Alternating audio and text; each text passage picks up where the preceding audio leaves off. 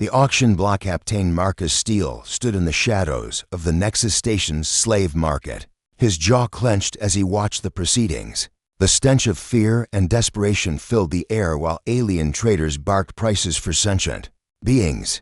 His mission was simple reconnaissance, gather intelligence on the Zephyrian trafficking network.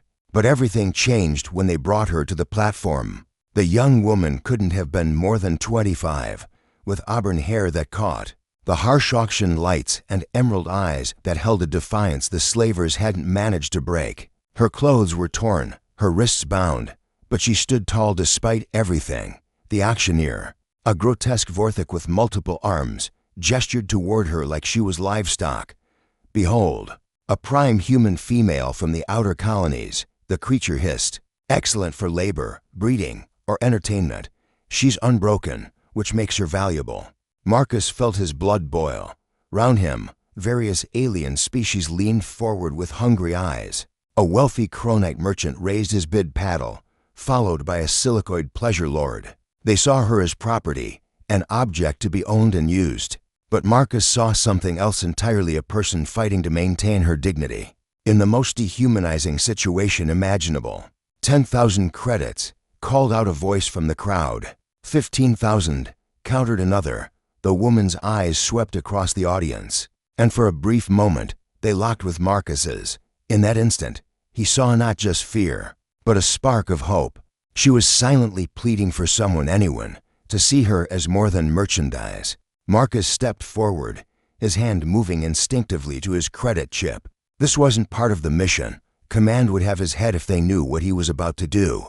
But sometimes, humanity's greatest strength wasn't in following orders, it was in following conscience. 25,000, he called out, his voice cutting through the crowd's murmur.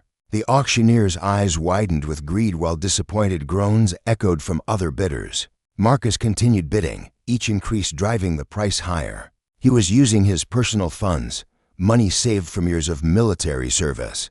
Every credit spent was worth it to deny these creatures their prize. 50,000 credits.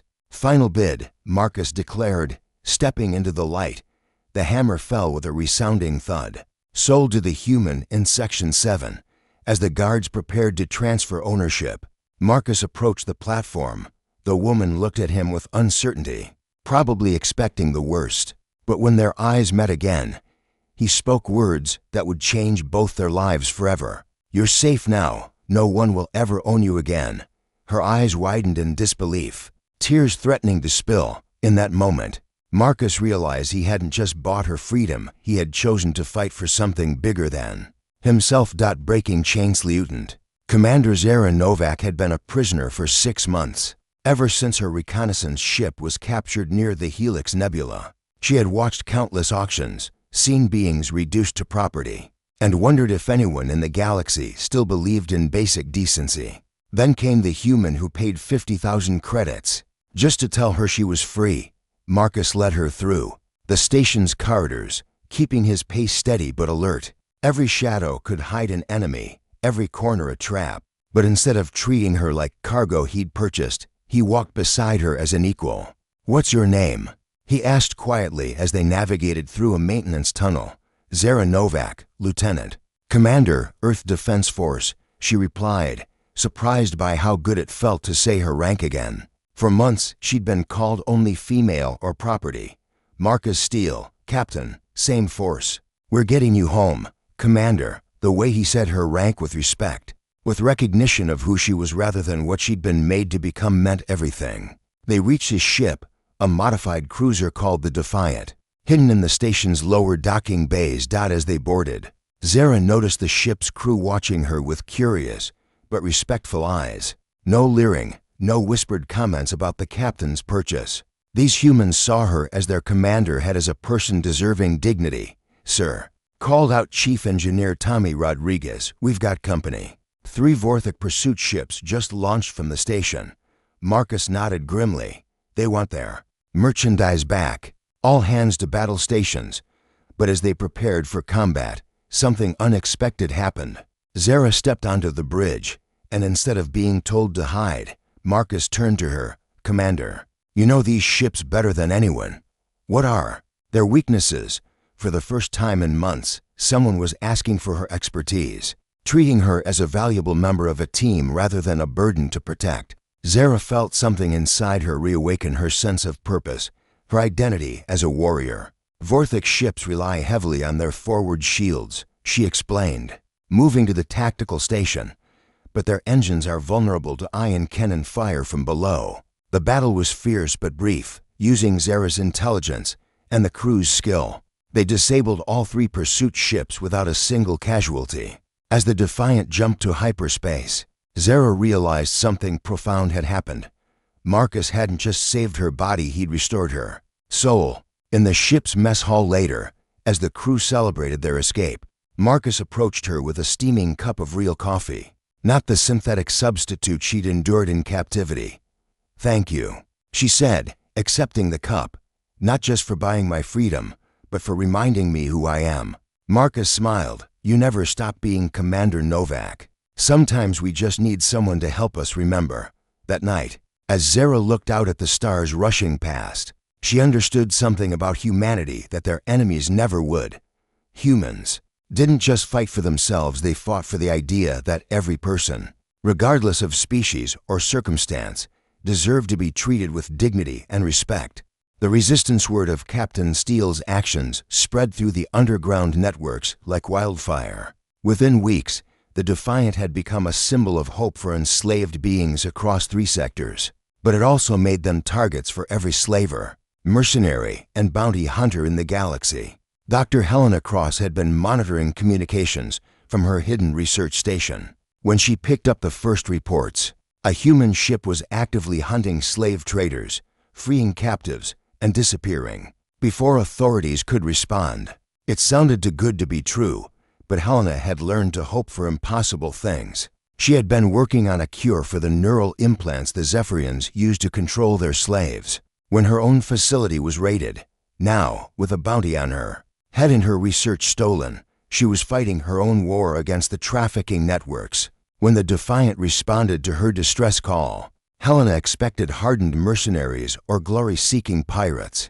Instead, she found herself face to face with Captain Steele and Commander Novak, 2 humans who radiated an integrity she'd rarely encountered. "Dr. Cross," Marcus said as they met in her lab, "we need your expertise. Every ship we free comes with beings who've been psychologically conditioned, implanted with controlled devices, or worse." Helena looked at the data they'd brought her, files on dozens of species, each with different physiologies and mental structures that the slavers had learned to exploit. It was heartbreaking work, but also hopeful. Someone cared enough to document each individual's needs. The Zephyrians have perfected their techniques over centuries, Helena explained, pulling up holographic displays of neural pathways. But they made one crucial mistake. They assumed no one would care enough to fight their system comprehensively. Commander Novak leaned forward. "What do you mean?" "They built their empire on the assumption that beings only care about their own species. They never anticipated humans who would risk everything for complete strangers. Working together, they developed new protocols. The Defiant would target slave ships and markets, while Helena's mobile lab would provide medical and psychological support for the rescued beings. But they needed more than just the 3 of them. The answer came from an unexpected source. Many of the beings they'd freed chose to stay and fight rather than return home immediately. A former Altarian pilot named Kex joined their crew, bringing knowledge of trade routes. A Centauri engineer named Jorik upgraded their weapons systems. Soon, the Defiant had become the flagship of a multi-species resistance movement. But their greatest victory came when they intercepted a massive slave transport carrying over 300 beings. The ship's captain, a notorious Vorthic named Grelix, expected to negotiate or fight. He never expected what actually happened. Marcus opened communications channels to every enslaved being on the transport. "This is Captain Marcus Steele of the Earth Defense Force. You are no longer property. You are free beings with the right to choose your own destiny. We're here to make sure you get that choice." The response was overwhelming. The enslaved beings rose up simultaneously, overwhelming their captors from within while the Defiant disabled the ship's weapons. Within hours, 300 souls were free, and Grelix found himself in the very cages he'd used to transport his victims. As Helena watched the rescued beings choose their futures, some staying to fight, others returning home, all walking away. With dignity restored, she realized they weren't just fighting slavery. They were proving that compassion could be humanity's greatest weapon in the galaxy. The turning point. Admiral Vincent Kane stood before the Galactic Trade Council, his dress uniform pristine, but his expression thunderous. For months, he'd been fielding complaints about Captain Steele's unauthorized operations. The council chambers buzzed with alien voices, all demanding action against the human terrorists disrupting their legitimate business interests. Members of the council, Kane began, his voice carrying the authority of someone who'd spent 30 years defending human space. You call Captain Steele a criminal. I call him the finest example of human values this galaxy has ever seen. The Zephyrian delegate, Overlord Vex, slithered forward on his serpentine tail. Admiral, your subordinate has cost our members millions of credits in lost merchandise. This cannot continue. Kane's eyes hardened. Merchandise? You mean sentient beings? People with families, dreams, and the same right to freedom that you claim for yourselves. The chamber erupted in angry hisses and growls. But Kane wasn't finished. He activated a holographic display showing footage from the Defiant's recent operations. Children reunited with parents, enslaved workers walking free, broken beings finding hope again. For too long, this council has turned a blind eye to the trafficking of sentient beings. Kane continued. You've hidden behind economic arguments and cultural relativism while millions suffered. But humanity won't be complicit in this system any longer. Overlord Vex raised himself to his full height. You dare threaten the council?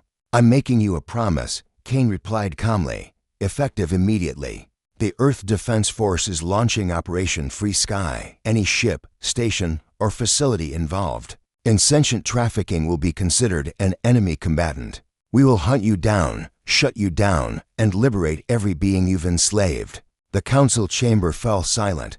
Several delegates began whispering urgently among themselves. They'd assumed humans were like other species, caring primarily about their own people and interests. They'd miscalculated badly. Meanwhile, in the Helix sector, Captain Steele was proving the Admiral's words weren't empty threats. The Defiant had grown into a fleet of 12 ships, crewed by humans and freed beings working together. Their latest target was Nexus Station itself, the heart of the trafficking network. Commander Novak coordinated the assault from the tactical center. Strike teams Alpha through Delta are in position. Dr. Cross has medical teams standing by for the rescued beings. Marcus nodded, opening communications to the entire fleet. Remember, our mission isn't just to destroy this place. It's to prove that every being in this galaxy deserves freedom and dignity. Make them count. The battle was fierce but decisive. The station's defenses, designed to repel pirates and raiders, couldn't handle a coordinated assault by beings fighting for their freedom rather than profit. Within 6 hours, Nexus Station's slave markets were history. But the real victory came in the aftermath. As news of the operation spread, similar uprisings began across the galaxy. The Altarian Republic formally banned slavery within their borders. The Centauri Collective began hunting traffickers in their space. Even some Zephyrian colonies started questioning their empire's policies. Dr. Cross found Marcus standing in the station's former auction hall, now converted into a processing center for freed beings. Second thoughts? She asked. Marcus shook his head, watching as families were reunited and former slaves took their first steps as free beings. I'm thinking about something Commander Novak said when we first met. Sometimes we just need someone to help us remember who we are. And who are we? Marcus smiled. We're the species that believes every person deserves a chance at happiness, regardless of where they were born or what they look like. We're the ones willing to fight for that belief. As the last freed beings departed Nexus Station, heading home or joining the growing resistance, Marcus realized they'd accomplished something unprecedented. They'd shown the galaxy that humanity's greatest strength wasn't their technology or military might, it was their refusal to accept that suffering was inevitable. A new dawn 5 years after Captain Steele first bid on a slave auction.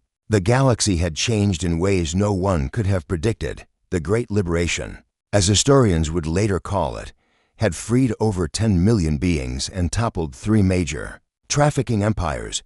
But the real change was deeper than numbers could capture. Fleet Admiral Zara Novak, now that was a title she'd never expected to hold, stood on the bridge of the new flagship Unity, watching as construction crews put finishing touches on Freedom Station, built in the same coordinates where Nexus Station once operated. It served as a symbol of transformation and hope. Admiral, reported Lieutenant Kex, the former Altarian slave, who'd become one of their finest tactical officers. The Zephyrian peace delegation has arrived. Zara nodded. The empire that had once profited from misery was now seeking terms to end the war that humanity had never officially declared, but had fought with unwavering determination. In the station's main conference room, Overlord Vex looked far less imposing than he had 5 years ago. His empire was crumbling. His people were questioning centuries of tradition, and his economy was collapsing as former slave worlds declared independence. "What are your terms?" he asked warily. Captain Steele, now promoted to Commodore, but still preferring to be called by his old rank, placed a simple document on the table. Complete abolition of slavery in all Zephyrian territories, reparations for victims, full cooperation in hunting down remaining traffickers, and most importantly, recognition that every sentient being has inherent rights that cannot be violated. Vex studied the terms, and if we refuse, Marcus's expression remained calm but firm. Then we continue doing what we've been doing. We'll free every slave, liberate every world, and make slavery so unprofitable that it becomes extinct. Dr. Cross, now heading the Galactic Rehabilitation Initiative, leaned forward. "Overlord, we're not asking you to abandon your culture. We're asking you to evolve it, to become better than you were." The negotiations took 3 days, but finally, Vex signed the accords. As he did, he looked up at the humans across the table. "I must ask," he said quietly, "why did you care so much about beings who weren't even your own species?" Marcus exchanged glances with Zara and Helena. It was a question they'd been asked countless times by grateful former slaves, bewildered enemies, and curious allies. "Because," Marcus replied, "we believe that if you can save one person, you have an obligation to try, and if you can save 1,000,000 people, that obligation doesn't change, it just gets bigger." The ceremony marking the end of the Liberation Wars was held on Earth, in the rebuilt United Nations building.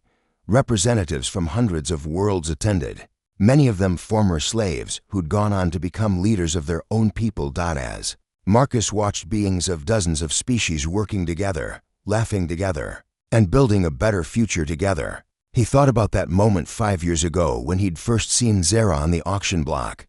He'd thought he was just saving one person. Instead, he'd helped save an entire galaxy's soul. Helena approached him as the ceremony wound down. "Any regrets?" Marcus smiled, watching as former slaves danced with their liberators, as children of different species played together without fear, as the galaxy celebrated not just peace, but the triumph of compassion over cruelty. "Only one," he said. "That it took us so long to realize we were all in this together." The galaxy was vast, full of wonders and challenges yet to be discovered. But now, for the first time in millennia, every being in it could face the future as a free person rather than someone else's property. And that, Marcus knew, was worth every risk they'd taken and every battle they'd fought. Humanity had shown the galaxy that their greatest strength wasn't in their weapons or their ships. It was in their unshakable belief that every person, regardless of species or origin, deserved to be treated with dignity and respect. That belief had changed everything.